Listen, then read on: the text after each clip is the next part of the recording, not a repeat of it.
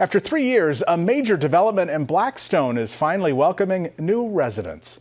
37 West Farnam is a mixed-use building offering nearly 160 units. The building is considered luxury.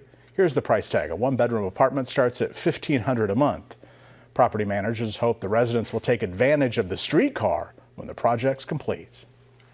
Make a great impact, especially bringing in those more local businesses, adding just more to the already vibrant Blackstone district, and then especially with the streetcar coming in, which will be on that route as well.